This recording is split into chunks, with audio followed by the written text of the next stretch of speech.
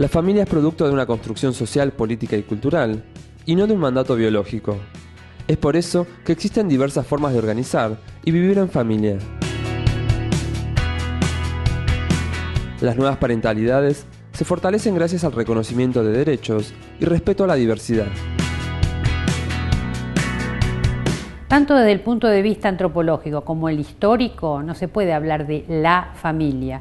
Lo que vivimos ahora, la familia que conocemos hoy en Occidente, con toda la variedad que existe, es un producto histórico. Y la reflexión sobre la familia empezó justamente con un tipo especial de familia, que es la familia moderna.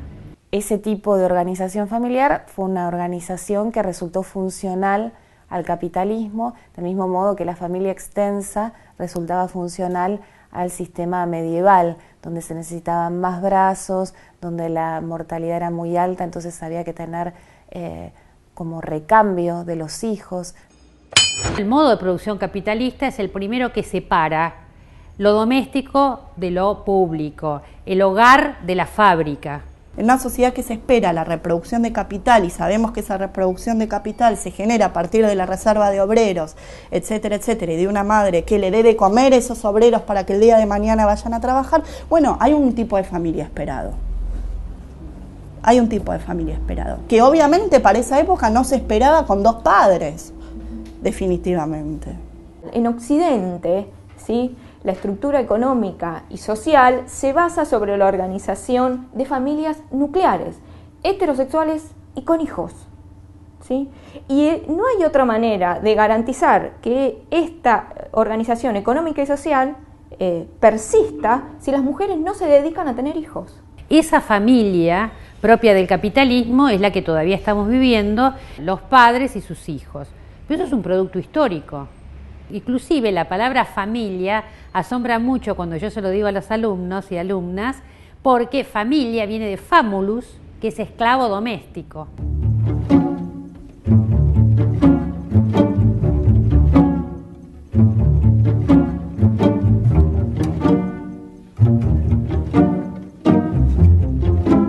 Yo creo que uno de los cambios más importantes dentro de lo familiar fue la irrupción de la mujer en el trabajo. No solo porque la mujer, pasando del espacio privado al público, ¿sí?, generó un cambio social muy importante, ¿sí?, ¿no? Esa mujer que es considerada un individuo que debe estar solo en un plano, que es el plano de lo privado, ¿sí?, un plano que también está politizado. Digo, el feminismo lo ha trabajado mucho con su frase que reza lo personal es político, ¿no? Hemos visto, ¿no?, que incluso en el plano de lo privado, el plano de lo íntimo también está politizado, pero esa mujer saliendo al espacio público, que era la encargada de reproducir ese espacio privado en lo familiar, generó un cambio muy importante. Yo creo que en relación a la asociación entre mujer y maternidad han habido cambios y la presión social acerca del mandato de maternidad ha ido disminuyendo en parte por las acciones y la concientización, digamos, que fue desarrollando el movimiento feminista, digamos, en sus luchas por el acceso a la anticoncepción y al aborto como una manera de poder decidir si una mujer quería o no ser madre. Y en todo caso planificar eso, digamos, para el momento en que lo deseara. El problema es que hay una maternidad ideal que es típica para una clase. Es como cuando en el siglo XIX se quería imponer los ideales de la familia y la maternidad, que ahí tuvo mucho que ver Rousseau, por ejemplo, que escribía cómo tenía que ser la maternidad y demás. Si había tanta insistencia, era porque no existe el instinto y había que reforzar esa maternidad obligatoria, porque lo que se ha visto en los 2 últimos siglos es una progresiva intensificación de las tareas maternales.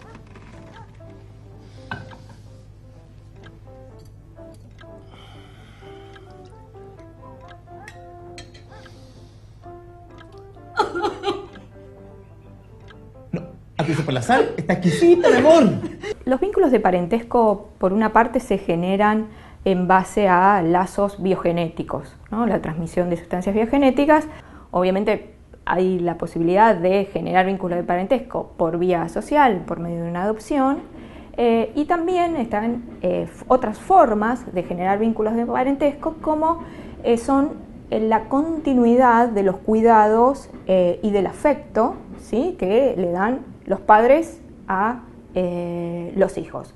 El debate que tiene que ver con las distintas formas de familia ha cruzado de una manera muy importante a nuestro colectivo, sobre todo porque nuestras familias existen desde siempre. A veces parece que pareciera, o se dijo muchas veces durante el debate de la ley de matrimonio igualitario, que esta ley venía a promover la homosexualidad, venía a promover que las lesbianas tuvieran hijos, venía a promover que nos pusiéramos en pareja y que nos casáramos, y esto realmente existió siempre. Lo que no había era una protección formal o legal del Estado, y no solo existió siempre, sino que fue tomando visibilidad a lo largo del tiempo. Por supuesto, no es lo mismo la experiencia de la militancia, el activismo o el vivir una orientación sexual diferente a principios del siglo XX que en estos años en los que estamos viviendo un momento donde permanentemente se amplían derechos y hay una agenda pública muy cruzada que tiene a la diversidad sexual como un punto importante de atención.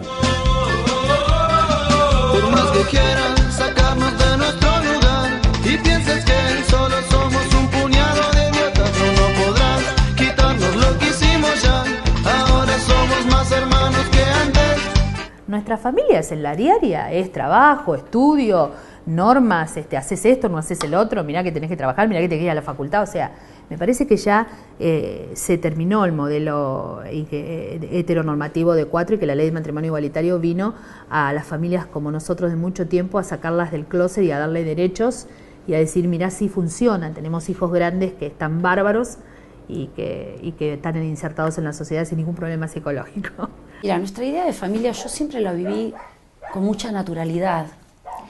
Con mucha naturalidad. En un principio, por ahí cuando Iván era más chico, yo no lo contaba en la escuela, pero tampoco le inventaba un papá que no existe. Ahora sí, cuando inició la escuela secundaria ya fue diferente. Yo ahí me animé y ya como que lo blanqueé un poco más en la escuela y no hubo ningún inconveniente. Pero siempre traté de manejarlo con naturalidad. Yo creo que todas las familias vienen cambiando y los roles vienen cambiando. Hay una pelea por cumplir todos los roles a veces. Hay algunas personas o algunas chicas que sí, que tienen los roles separados, que está la que hace las cosas, unas ciertas cosas y la otra no las hace. Acá compartimos, y si no compartimos... Ya no podrás mirarnos a los ojos más. Nosotros somos amigos, vos que solo estás. Por más que quieras tapar toda nuestra voz, nunca podrás callar esta canción. Creo que las transformaciones que se vienen dando en la ciencia y la tecnología han desplazado la exclusividad de la biología como fundamento para la generación de los lazos de parentesco. Podemos ser papás por cualquier medio, ya sea por la adopción, por un tratamiento, que las familias no son mamá y papá, sino que existen otras posibilidades también de ser padres lo digo utilizando un genérico, y que la construcción es en el día a día, ¿no? Nadie nace sabiendo ser papá ni mamá. Hay un marco de la elección que antes no aparecía como protagónico, que obviamente siempre elegimos, pero que aparecía, ¿no? Como bueno, mis padres se casaron, yo me caso, mis padres me querían ver de blanco, les doy ese gusto, mis padres me querían ver casándome ante Dios, les doy ese gusto, yo soy atea, mi marido no, le di el gusto, yo no quería tener hijos, mi mujer sí, le di el gusto. Bueno, ahora no, hay una neurosis como más presente, donde las decisiones individuales, insisto con esto, estamos en el paradigma de la individualización, es el individuo. Hay una noción de individualidad muy fuerte. Siempre hay una demanda de maternidad hacia las mujeres. Es como que cuesta mucho imaginar formas alternativas, vivir con amigos, con amigas, ¿no es cierto? O son solamente para un periodo, ¿no? Y después hay que formar la propia familia, ¿no? No sé, una puede formar una familia no convencional como amigos, amigas. Yo tengo amigas de hace 40 años, amigas de verdad, y a veces decimos, bueno, vamos que siempre organizamos salidas divertidas, más una salida cultural, todos juntos y demás. ¿Y con quién vamos? Vamos con la familia. Y la familia son mis amigos, de verdad, somos cuatro o cinco, y somos eso, ¿no? Me dice, pero ella no es mi tía, ¿no? Pero ¿cómo sí, no? Sí, es verdad. Incluso una vez las hermanas de él, vale, si vos sos la mamá de mi hermano, pero yo tengo a mi mamá, ¿qué sos mío? Y le digo, ay. Le digo, no, y te salta la mamá y dice, como tías, claro, como tías, ¿no? Entonces es como una gran familia.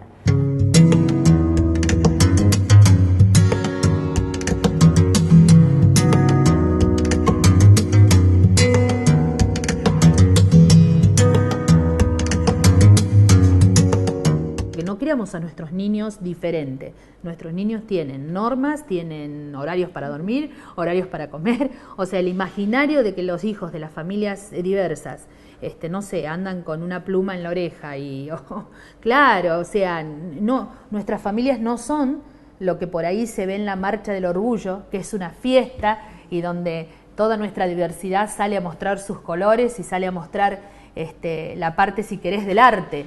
Durante todo el debate por la ley de matrimonio igualitario apareció la idea o la noción de una familia a preservar y a proteger. Es decir, había sectores que estaban en defensa de la familia contra nuestros sectores liberales, locos, que estábamos por la destrucción de la familia. La familia que pretende preservar o defender, o que pretendían preservar o defender estos sectores, primero que es una familia que ya no existe. En Argentina se dijo en el debate en el Senado, en uno de los discursos, creo que el senador Giustiniani, que es socialista, él contaba que según las estadísticas del INDEC solo el 30% de las familias, de los hogares, respondían a la idea de papá, mamá e hijos. Pero no podemos decir que es la crisis, el fin, no es el fin, es el cambio. Y bueno, y los cambios generan crisis. Y tenemos que dejar de ser caprichosos como sociedad y aceptar que las cosas pasan y que podemos sufrir y que si es el fin de la familia, será el fin de la familia. Y si queremos luchar para que no lo sea, luchemos para que no lo sea. Pero aceptemos que la familia cambia, que hay dos papás, que hay dos mamás, que hay mucha gente con deseos. O sea, el deseo es incuestionable.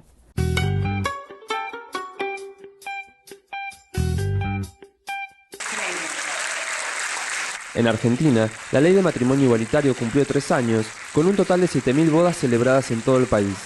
La idea de igualdad es una noción y una idea que está muy instalada en la sociedad y que es una idea muy sentida por la sociedad. El tema es lograr hacer comprender a la sociedad hasta dónde ensanchamos la barrera de la igualdad y por qué queremos esa igualdad.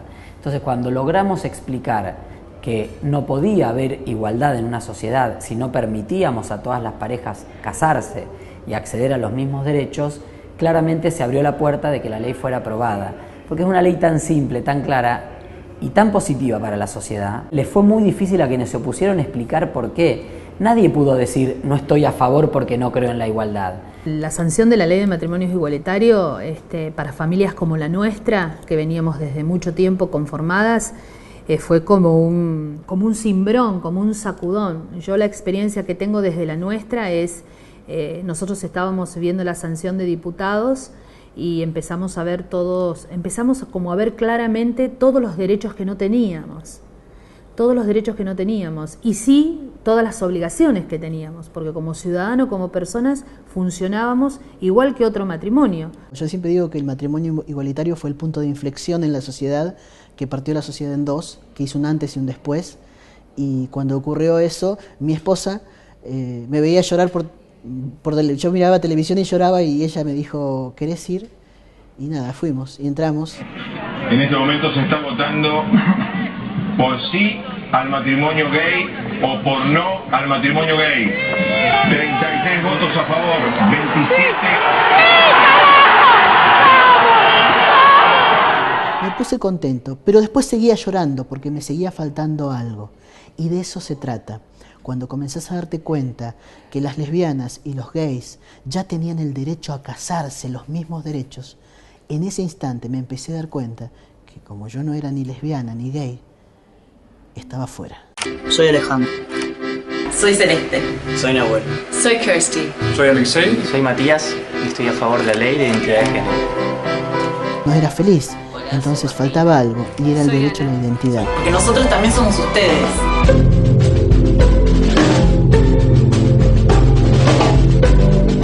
A veces dice, bueno, lo que pasa es que, bueno, ahora los gays, las lesbianas quieren tener hijos, no quieren tener hijos. Bueno, yo conozco muchísimas parejas que para ellas el matrimonio es la posibilidad de adecuar y de buscar una protección que va a ser previsional, va a ser sanitaria, va a ser legal, va a ser patrimonial, pero no hay un interés en tener hijos o en reproducir lo que se supone que es una familia tradicional de, en lugar de papá, mamá, hijos, papá, papá, hijos, mamá, mamá, hijos. Y muchas otras personas sí lo tienen como un proyecto de vida, y hoy lo que la ley permite es que puedan desarrollar ese proyecto con ese marco y esa protección legal. Desde que yo participo en la organización La Fulana, me abrió muchísimo la cabeza, pude lograr vencer todos mis prejuicios personales, y bueno, pude acompañar en la lucha por estos derechos a través del acompañamiento de las leyes que se lograron, como la ley de matrimonio igualitario, que fue una de las luchas que se hizo gracias a todas estas compañeras de la organización y otras organizaciones más que trabajaron en paralelo. Para mí la palabra activismo siempre tenía un ruido raro, porque en la Argentina ser activista era como, oh. Yo vengo de una familia que estaba más cerca del ambiente militar y conservador que del otro lado.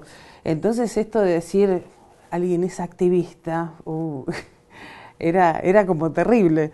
Yo recuerdo que cuando la primera vez que mi mamá conoció a todas las chicas de La Fulana que hablaban, sí, estamos activando, que vamos a la marcha, y mi mamá salió y eran todas parejas. Mi mamá nunca había estado expuesta al ambiente LGBT, aparecían toda una serie de personajes, porque todos somos personajes, y todas, y se fueron, y mi mamá callada me mira y me dice, ¿qué es esto del activismo?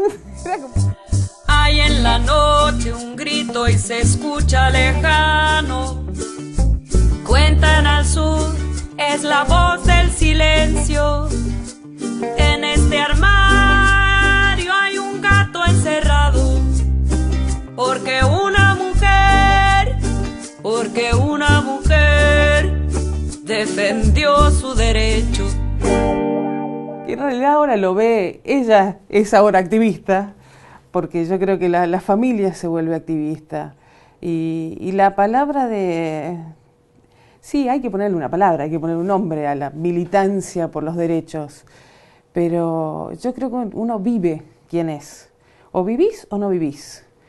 Y la forma en que nosotros, por lo menos nosotras, yo, porque creo que cada una habla desde sí misma, que vivo la militancia es desde vivirla, vivir la vida y vivir quién soy. Evidentemente falta mucho hacia el interior del colectivo y hacia afuera también, y eso va a llevar seguramente algunas generaciones por delante, porque ningún cambio cultural profundo es inmediato. Nosotros hoy estamos en un contexto mucho más favorable, político, social, para avanzar.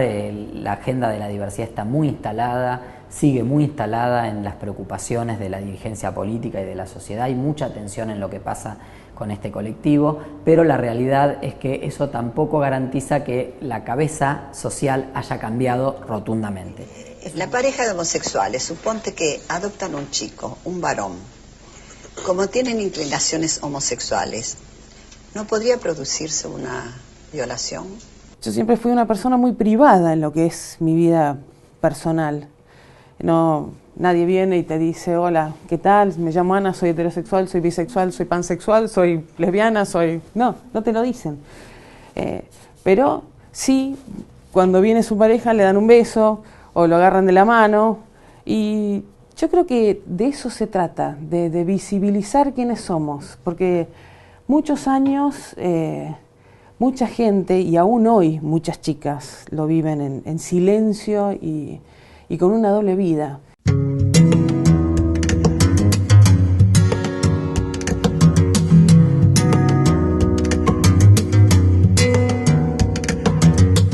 El único momento en el cual nos dimos cuenta que nos faltaba un apoyo legal para esta familia fue justamente este año, cuando Ana tuvo que ir a hacer un trámite en el colegio llevando la libreta de matrimonio y mis documentos y todo, y no pudo hacerlo. No pudo hacerlo porque ella, si bien es mi esposa, no pudo hacer ningún trámite con respecto a Iván. Entonces ahí nos dimos cuenta que faltaba ese papel que le diera el derecho, porque ya sabemos, si a mí me llegaba a pasar algo, Iván quedaba como desprotegido al respecto. Creo que desde la primera vez que la vi ya sentí como si hubiera una conexión, como si lo hubiera conocido desde siempre, que siempre estuvo conmigo. Y bueno, me hizo sentir muy feliz, nunca estuve enojada con ella. Así que si iba a estar feliz con ella, yo también iba a estar feliz. Le pregunté si quería que quería que sea parte de mi clan, mi familia, mi hogar. Entonces le dije, che, Iván, ¿querés que te adopte? Y sí, me dice, bueno, sí. Y hablé con Flavia Masencio, que la doctora Masencio es nuestra representante legal, y me dice, no, pero pará, no necesitas adoptar. Hay un decreto de la Presidenta que el 1006 del 2012, que permite el reconocimiento de niños y niñas nacidos antes de la ley de matrimonio igualitario. Así que fíjate, porque es llenar un papel, es así como un papá que reconoce a un hijo de una mamá soltera. Así que bueno, hicimos el trámite y bueno, acá está, ya Iván es hijo de las dos. Lo importante es que tu familia te quiera y que te sientas orgulloso de tu familia.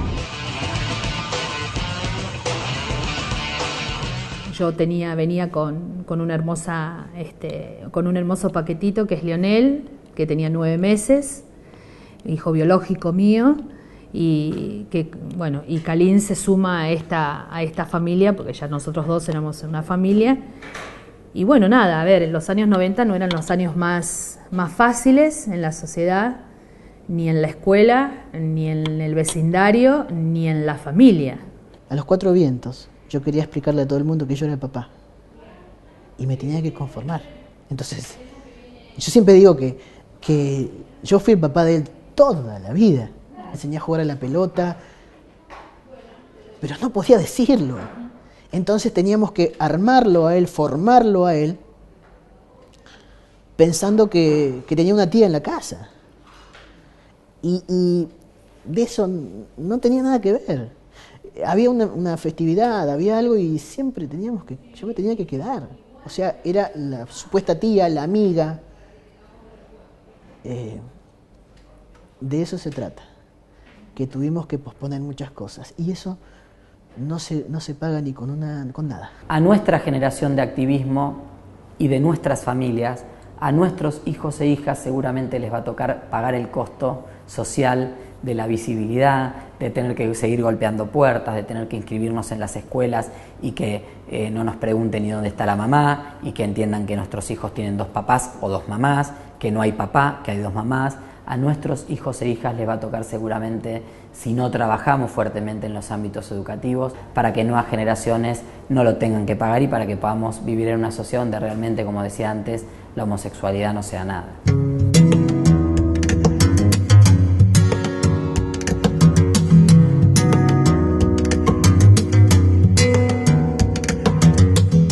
El Estado nos debe, a pesar de que este es un Estado increíble de derecho y que ha hecho con la diversidad cosas increíbles, siempre decimos que con Leonel nos debe, nosotros no pudimos con Leonel hacer todas las cosas que los niños hoy pueden hacer en una familia diversa. Leonel no pudo gozar de tener, ni nosotros tampoco, de tener la libertad de decir, esta es mi familia, esta es mi criaturita, vamos los dos, nos sentamos los dos, decidimos los dos. Nosotros tuvimos que siempre armar una gran mentira para poder sostener su primaria, y en su secundaria ya se empezó a parar y ya empezó a defenderse él también. Yo creo que en el imaginario de la sociedad a veces hay cosas que no tienen nada que ver con la realidad. Lo cierto es que nuestras familias están conformadas, si a veces 2 mamás, son 2 mamás, 2 papás, una mamá y un papá, una mamá y un papá trans, pero la diferencia entre el papá trans y el papá no hay, porque salvo esos padres que abusaron de sus hijos, porque las personas trans no abusamos de nuestros hijos, las personas gay tampoco abusamos de nuestros hijos, como dijo una vez esa señora en un canal, en un mediodía. Hay una confusión ahí. Yo creo que cada familia se construye como puede, se construye en un Estado de Derecho, obviamente, como casi te diría que como la heteronormativa, con la única salvedad en que a nuestros hijos no les mentimos, no les criamos una imagen de lo que no es, sino que le contamos la verdad.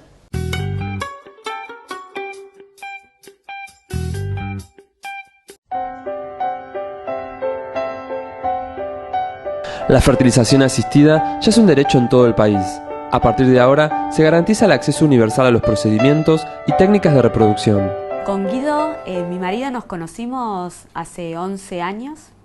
Después de varios años de pareja, comenzamos a soñar con este hijo tan deseado, y en la búsqueda, que al principio pensamos que iba a ser muy fácil, porque todos creemos que quedar embarazados es muy fácil, lo vemos en las películas, en las novelas, en las historias de los libros. Así que empezamos esa búsqueda pensando que el embarazo lo íbamos a lograr en el primero o segundo ciclo, y esto no sucedió. Soy mamá de Julia, gracias a las técnicas de fertilización asistida, y ahora estoy esperando a Mora, que vino de manera natural y a sorprendernos. Después de un largo camino que recorrimos durante 8 años buscando el embarazo de Julia, llegó después de varios intentos, hicimos intentos de baja complejidad y de alta, y bueno, en el tercer intento de alta llegó Julia a nuestras vidas. Nunca nadie me dio tanta luz, para nadie fui tan importante,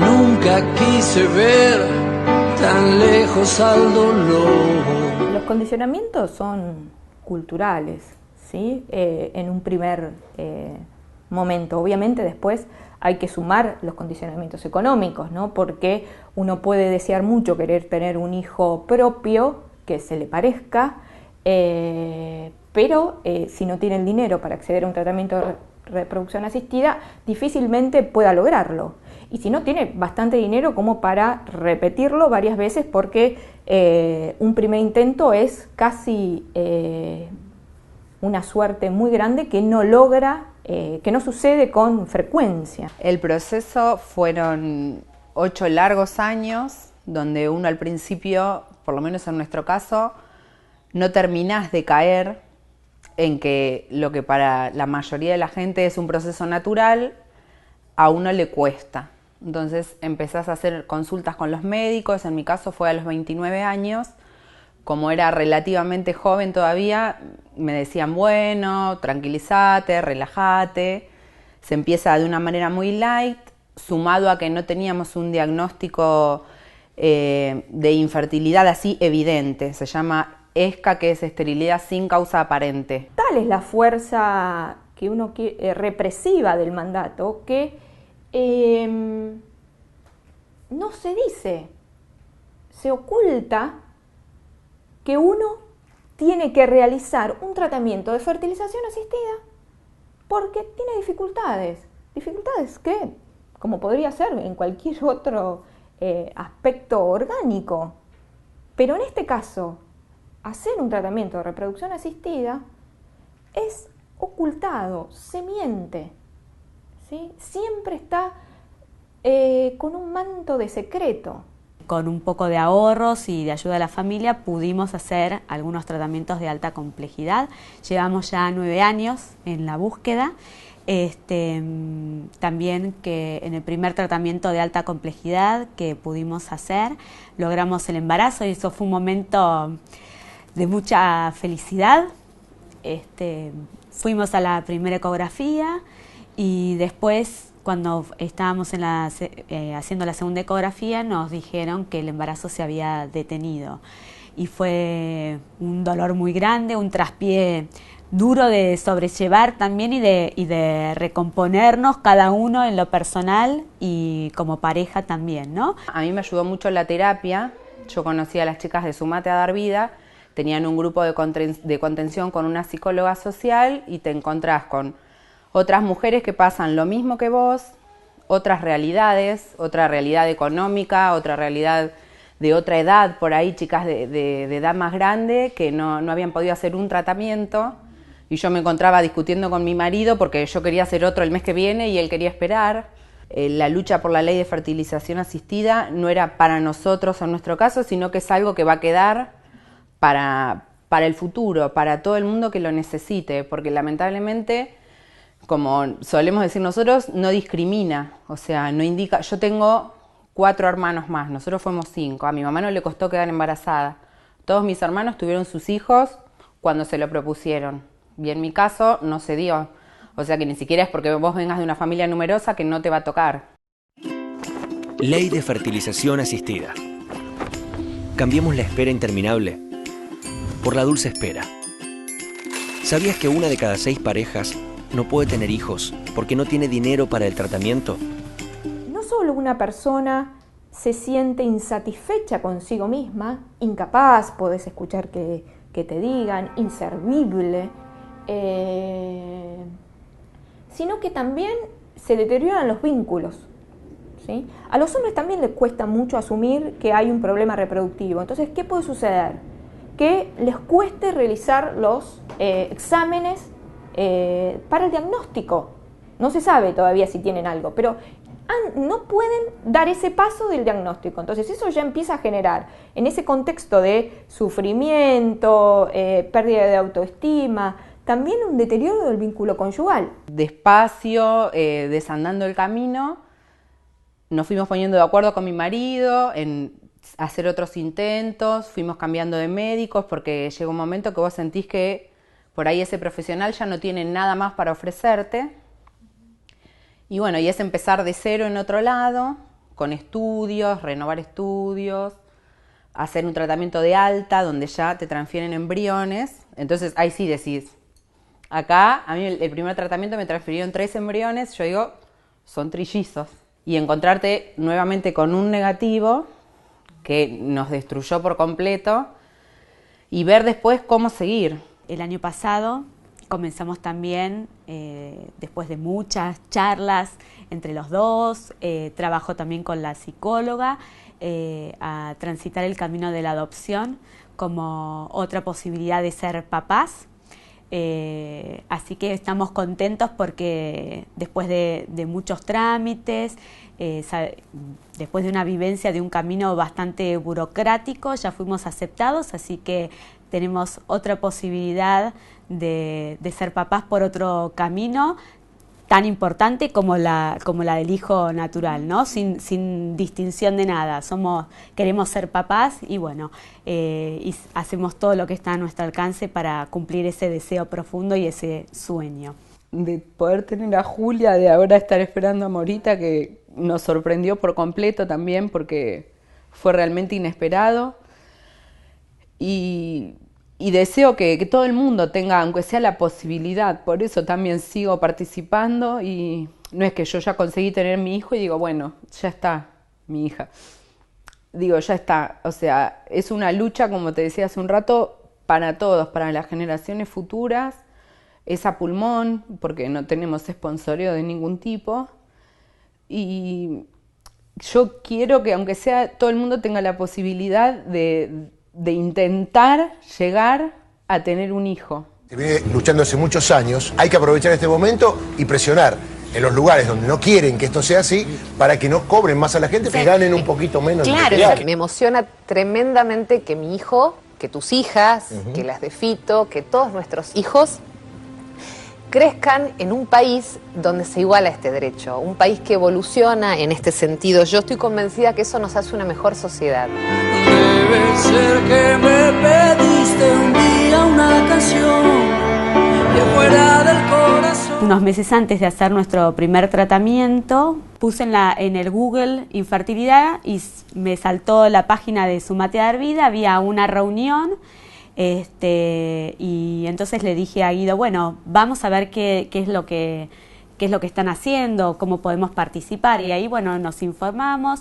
Estaban, hacía poco que se había lanzado la iniciativa popular en todo el país, así que decidimos sumarnos, no solamente porque creíamos importante una ley para nosotros, sino que lo más importante era que esta futura ley, que en ese momento era un sueño también, iba a dar posibilidades a miles de parejas de nuestro país de también poder acceder a una consulta, a un tratamiento, a los estudios de diagnóstico y a todo lo que se necesite, y también como otra forma de canalizar lo que nos está pasando y poder acompañar a los pacientes y ayudar a que la información llegue a todos.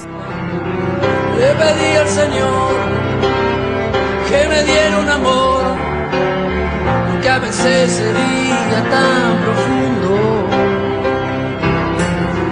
Le pedí al Señor que me diera un amor que a veces sería tan profundo. Desde el 5 de junio tenemos nuestra Ley Nacional de Fertilización Asistida y hace unos poquitos días la Presidenta anunció la reglamentación. Esto ha sido una lucha intensa de muchos años, ¿no? 28 años de vacío legal en los que miles de parejas quedaron sin tener la oportunidad no solo de hacer un tratamiento de fertilización asistida, sino de lo básico que es la consulta con un médico especialista y la cobertura de los estudios de diagnóstico, ¿no?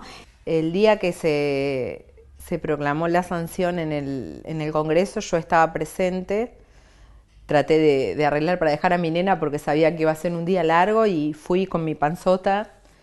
Y la verdad que fue una emoción muy grande ver plasmado el trabajo de muchos compañeros que invirtieron horas de su tiempo porque también son pacientes. Hay veces que la gente se piensa que las ONG trabajan de eso, de participar en la ONG. Y son abogados, tienen otros trabajos y además dedican su tiempo libre, canalizan su energía y su fuerza en buscar, en este caso, la ley de fertilización asistida que bueno, era un bien común para toda la sociedad. Esta es una lucha muy intensa en la que, como nosotros decimos, la ley no lleva nombres propios. Fue un trabajo de las asociaciones, de la sociedad que fue apoyando. En el caso de Sumate a Dar Vida, llevamos a cabo una iniciativa popular en todo el país y antes de la sanción de la ley ya habíamos recolectado 382.288 firmas de ciudadanos. Todos estos granitos de arena fueron los que ayudaron a que esto fuera encaminándose hacia una ley que hoy podemos decir que es tan importante, ¿no?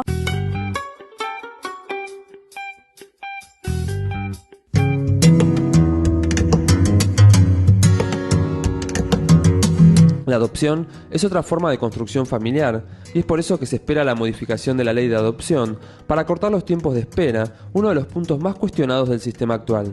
Yo hace mucho tiempo que quería tener mi propia familia y la verdad que con mis novios no me ha ido bien, pero no quería resignar la idea de ser mamá.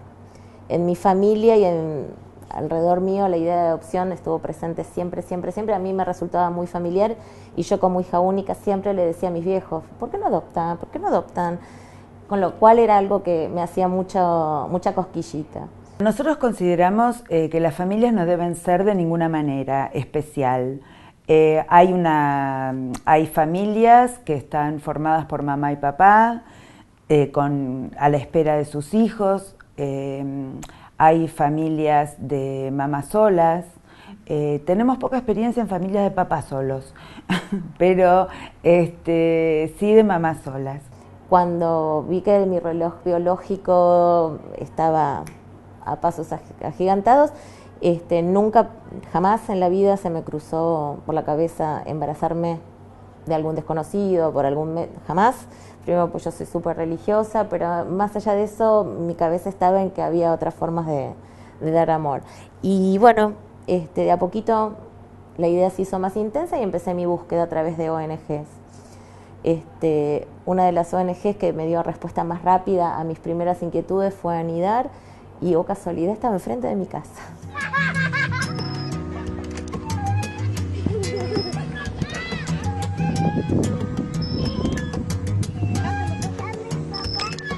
Durante el tiempo de espera, los temores mayores o la angustia mayor es cuándo va a llegar.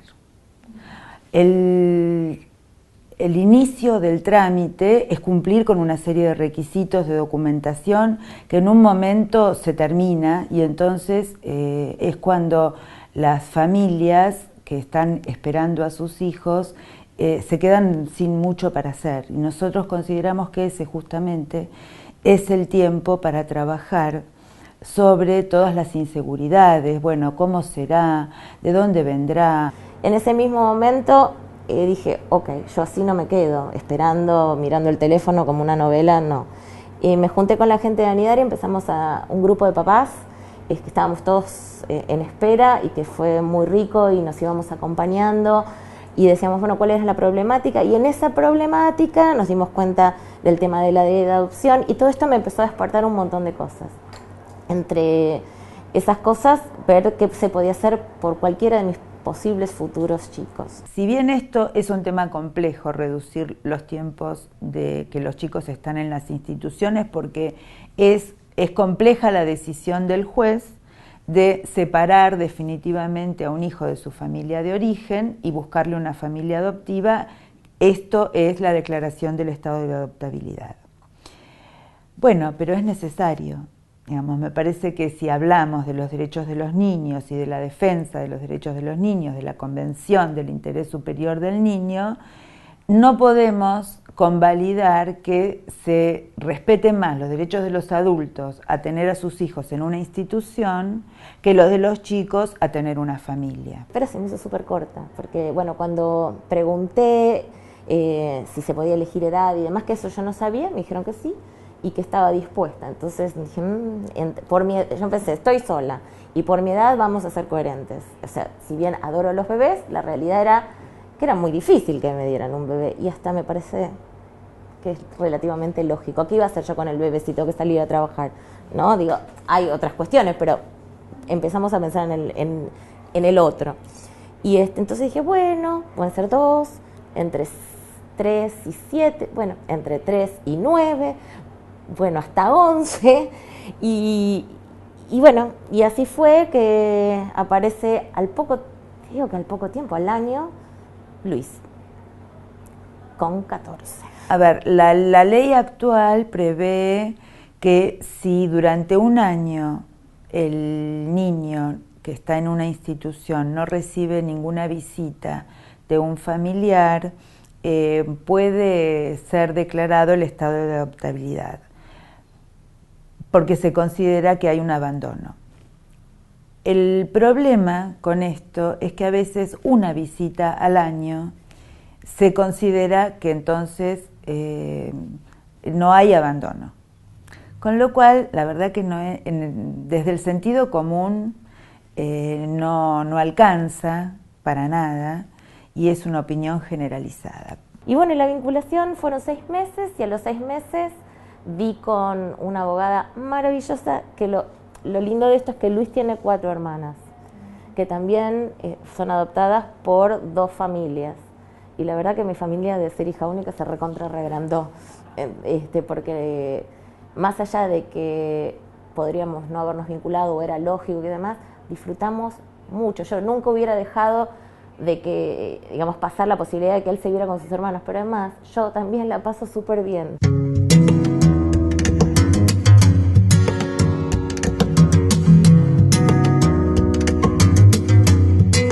Los sustos más grandes los tuve cuando él se enfermó, ahí sí, que nunca lo había pensado, pero a veces digo, ay, mirá por lo que me asusté, ¿no? Por una alergia, pero no hay turno. Ven, va a haber un turno para mi hijo, porque bueno, vení porque te veo un poco, después te tenés otro turno para un psiquiatra, pero no, de verdad que ahí sí me asusté mucho, sabiendo que era una pavada, porque además tenemos un médico de cabecera que es amigo nuestro de toda la vida, amigo de la infancia, o sea, estaba súper cuidado en ese sentido. Sí, en el único momento que como mamá sentí miedo, de verdad, fue cuando él se enferma. La verdad es que nosotros no ponemos el acento en si una persona va a ser buena mamá o buen papá, porque la verdad que eso, hacer mamá y papá se aprende con los hijos. Antes de la llegada de los hijos es como imposible saber cómo uno va a ser. Y también que los padres tengan en claro, los futuros padres, que tienen que ser buenos papás. No hay papás perfectos. Con ser buenos alcanza y sobra. Con estar presentes, estar disponibles, estar atentos a lo que el hijo necesita para brindarles el espacio de contención y poder acercarles la ayuda que ellos necesitan. Es buena madera. O sea, lo bueno que es él lo tiene intrínsecamente. Yo puedo aportar amor, pero él es buena madera. Él me llegó, o sea, no, más allá del trabajo y las peleas que te vuelvo a decir, del estudio, él es buena madera. O sea que no me cabe duda de que va a ser un ser humano extraordinario, no tengo dudas. Y va a ser un tipo que tiene la mirada en el otro. De verdad que tiene la mirada en el otro.